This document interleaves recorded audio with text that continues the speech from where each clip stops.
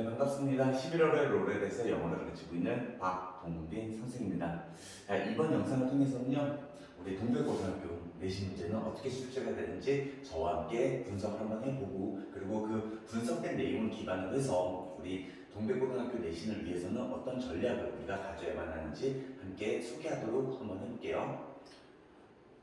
자, 동백고등학교 기출 문제에 대한 분석된 내용입니다. 먼저 주목하셔야 되는 부분은, 자, 교과서라고 하는 시험 범위가 뭐 한 개 과만 잡히기도 했었지만 작년에 정작 중요한 거는 딱 한 문제밖에 출제가 되지 않았습니다. 그리고 나머지 모든 문항들은요, 학교 선생님들이 우리 아이들에게 나눠주셨던 우리 프린트물이라든가, 뭐 정확하게 말씀드리면 핸드아웃이겠지만 프린트물이라고 하는 거는 사실 콩글리시죠.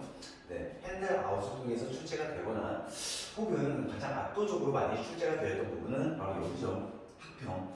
학평이라고 하는 것은 기본적으로 어머님들께서 알아두셔야 되는 게 과거에 출제되었었던 전국 단위 모의고사 시험지를 말하는 겁니다.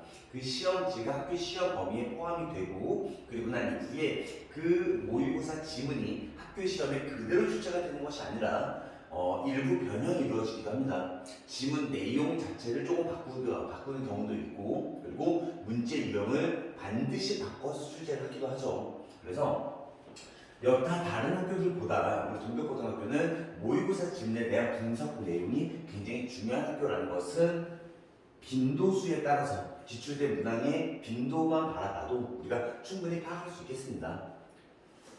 자, 그리고 조금 더 시각적으로 보기 편하게 만들기 위해서, 자, 교과서 내에서는 정말 딱 한 문제만 출제가 되었고, 나머지 기타와 이제 학평 모의고사 지문을 가지고 활용된 문제가 무려 20개죠. 20문제가 출제가 되었습니다. 그러면 중요한 거는 이제 우리 아이들이 시험을 봐야만 하는데, 그 모의고사 지문들은 어디서 어떤 문제를 어떻게 출제가 되었는지 그 해당되는 내용 또한 분석된 자료를 다음 장면에서 보도록 할게요. 보시면 아시겠지만 제가 지금부터 요 노란색 분필을 가지고 학평 시험 범위에 해당하는 것만 표시를 한번 해볼게요. 여기까지가 학평이고, 그리고 모의고사 지문이 쭉 다시 한 번 더 진행이 되고 있고요. 그리고 또 모의고사가 진행이 되는데, 어머님들께서 조금 화면을 집중해서 바라봐 주셨으면 하는 부분 중에 하나가 20년도, 21년도, 그리고 또 20년도, 21년도인데 20년도에는 6월, 3월이 짬뽕이 되어 있어요. 시험 범위가. 그리고 21년도 내에서도 3월, 9월, 11월 정말 다양한 시험 범위가 짬뽕이 되어 있죠. 그러다 보니까 솔직하게 말씀드리면 우리 아이들을 내신 대비를 시키는 그 강사들 입장에서는 하나의 일관된 어떤 시험 범위가 존재하는 것도 아니고, 그리고 시험 범위 타 학교에 비해서 모의고사 지문이 굉장히 많이 출제가 되는 학교이다 보니까 조금 더 많은 시간과 에너지가 소비가 되어야만 하는 그런 학교입니다. 강사들 입장에서도 굉장히 조금 시험 대비를 하는 데 있어서 까탈스러움이 많은 학교이기도 하겠지만은, 어머님들께서 자녀가 이번에 동백고등학교에 진학을 하게 되었다라고 하게 되면은 꼭 좀 알아주셔야 되는 게, 수학에만 너무 몰빵하시면 안 됩니다. 지금 시험 범위를 보시면 아시겠지만은 시험 범위가 정말 뒤죽박죽이기도 하고요. 더불어서 단순하게 다른 학교에 비해서 교과서 한과 두과가 들어가는 게 아니라 그 한과가 통째로 들어가기도 하지만, 그 한과 이외에도 또 정말 수많은 모의고사 지문 범위가 출제가 되다 보니까 영어에 대해서도 좋은 시간 투자를 너무 인색하게 할당하면 안 된다는 거 꼭 좀 명심을 해주셔야 되는데, 자, 여기서부터 이제 제가 동백고등학교 내신의 특성을 본질적으로 한 번 더 말씀을 드리려고 하는 겁니다. 어머님들 화면 한번 바라보세요. 지금 이 화면을 바라봤을 때 정말 압도적인 비중으로서 학평과 프린트물, 핸드아웃에서 정말 많은 문제들이 출제가 되죠. 그러다 보니까 이제 어머님들께서 많이 오해를 하시는 게, 동백고등학교에서 내신을 잘 받기 위해서는 수능 유형의 모의고사 지문을 우리가 겨울방학에 많은 공부를 시켜야겠다라고 오해를 하시고 착각을 하십니다. 결론적으로 말씀드리면은 아이들이 겨울방학 때 학습하게 되는 수능 유형의 문제 유형을 많이 학습을 했다라고 해서 이 학교 시험을 잘 보는 건 절대 아닙니다. 그러면은 절대 아니라고 하는 저희 주장에 대해서 뒷받침 근거를 한번 말씀드릴게요. 자, 작년에 이제 출제되었던 문제들 중에서 핵심 문항이라고 불리어질 만한 그러한 문제들을 같이 한번 바라보게 될 겁니다. 일단 칠판 좀 지우고.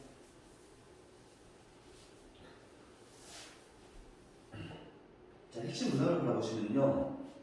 What is the guiding maximum of the teachers which would make schools? 자, 이렇게 되어 있는데 조건을 한번 바라볼게요. 주절과 종속절로 이루어진 한 문장을 완성하세요.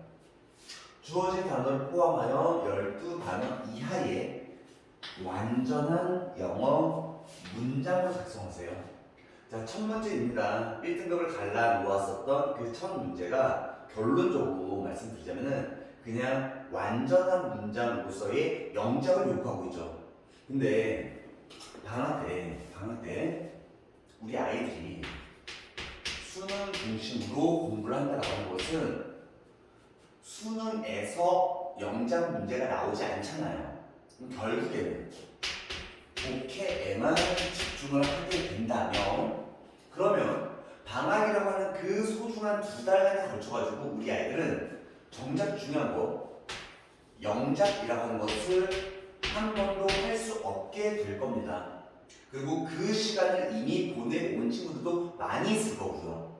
보통 윈터스쿨을 가게 된다면 우리 11월에 로레를 제외한 99.9%의 학원들은요 이거만 시킵니다. 왜? 잘 팔리니까. 어머님들께서 지금 수능을 대비하고 수능에 대한 기본기를 다지면서 영어 실력을 끌어올리면 내신 대비도 당연히 된다라는 말도 안 되는 그런 문구에 속아서 지금 윈터스쿨을 중심으로 해서 겨울방학 동안 수능 중심의 독해를 학습을 했다라고 하게 된다면 독해력은 당연히 좋아졌을 수도 있겠죠. 하지만 제일 중요한 거는 아이들의 영작 실력에는 전혀 도움이 되지 않았을 겁니다. 어머님들께서 저에게 한 번씩 말씀을 하십니다. 우리 아이는 수능 공부도 많이 했고 영어 실력도 결국 부족하지 않다라고. 하지만 저는 그 아이에게 시킵니다. 기출 문제를 풀어보라고. 90% 이상의 아이들은요 한 문장도 똑바로 못 씁니다. 자, 그러면 영작이 중요하다는 것까지는 알겠고 수능 중심의 학습법이 우리 내신에 큰 도움이 될 수 없다라는 것도 알겠는데, 그러면 이 한 문제 때문에 오로지 영작에만 투자하고 문법에만 투자하는 것 또한 너무 위험한 거 아니냐라고 생각이 들 수도 있을 것 같습니다. 하지만 그 다음 문제들을 바라볼게요. 동일한 시험지에 있었던 문제입니다. 한 문제가 출제가 되는 게 아니에요. 작년 23년 1학기 중간고사에서 벌써 2번째 문제고요. 영작 3번째 문제입니다. 영작 4번째 문제고요. 영작 5번째 문제입니다. 자, 여기에 배점되어 있는 모든 점수를 합산을 하면은 30점이 훌쩍 넘어갑니다. 자, 결론. 겨울방학 동안 열심히 했을 겁니다. 우리 대부분 아이들은요. 방학 내내 학원 자체를 다니지 않고 그냥 집에서 가만히 좀 쉬었던 그런 학생들은 없었을 것 같습니다. 하지만 저희 학원 내부의 교재를 어머님들께서 직접적으로 보시면 아시겠지만 우리는 이것만 집중적으로 시켰습니다. 왜? 내가 알고 있습니다. 어차피 내신 시험은 여기서 판가름이 난다는 것을. 하지만 대부분의 학원에서는 이렇게 안 시키죠. 왜?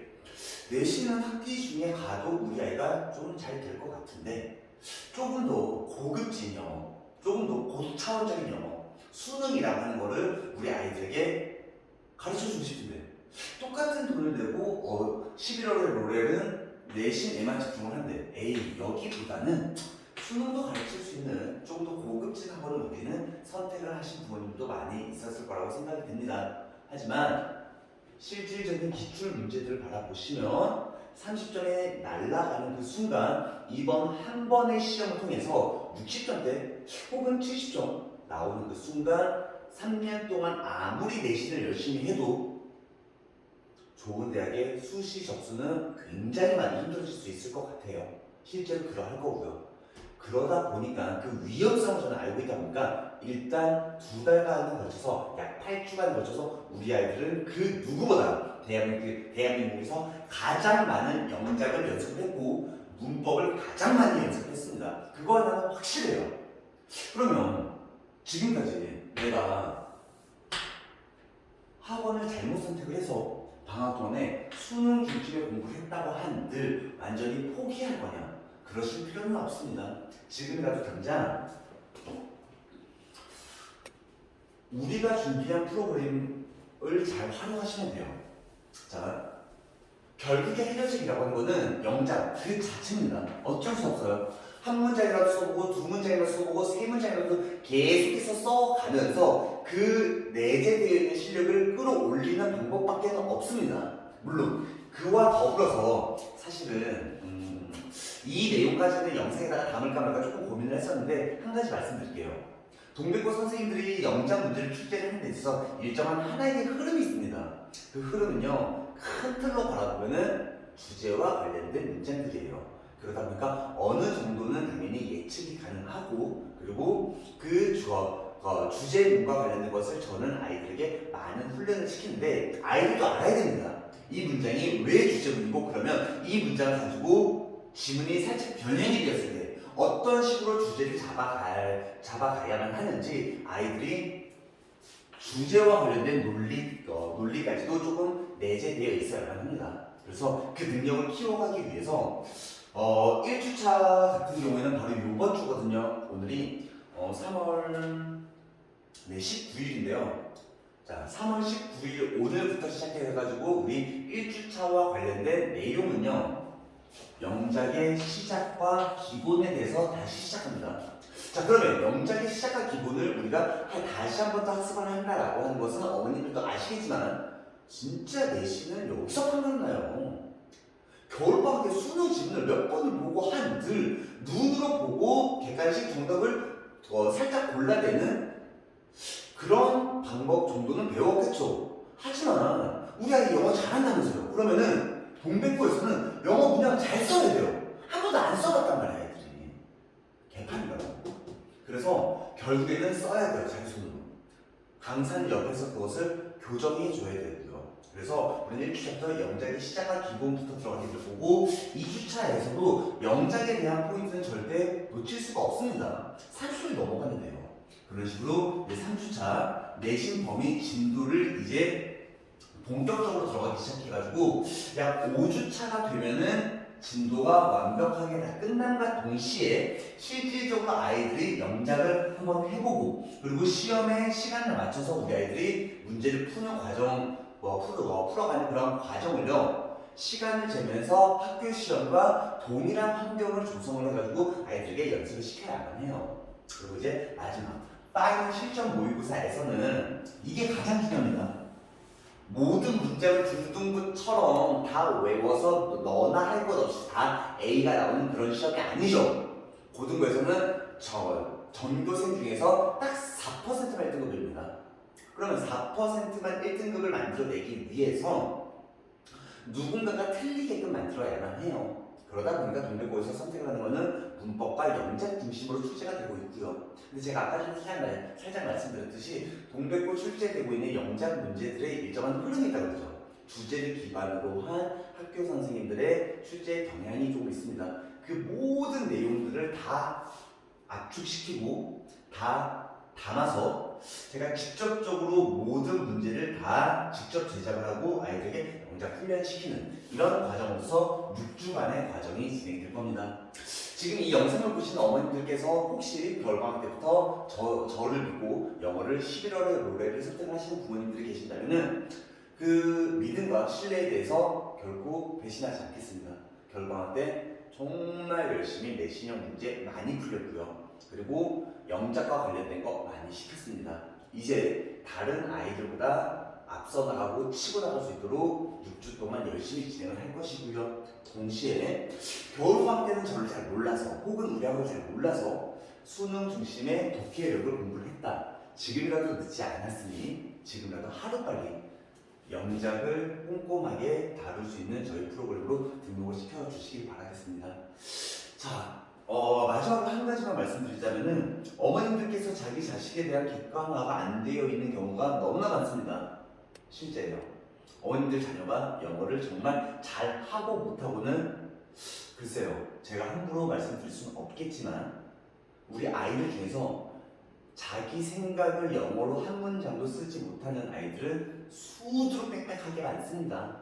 중요한 건 내신에서는 그 영작을 요구를 하고 문법을 정말 디테일한 부분까지 요구를 하고 있다 보니까 영어를 잘하고 못하고 떠나서 시험에서 요구하는 말을 적절하게 잘 대비할 수 있는 그런 저희 학원을 현명하게 잘 선택하셨으면 좋겠습니다. 자, 여기까지 해서 영상을 마무리 짓도록 할게요.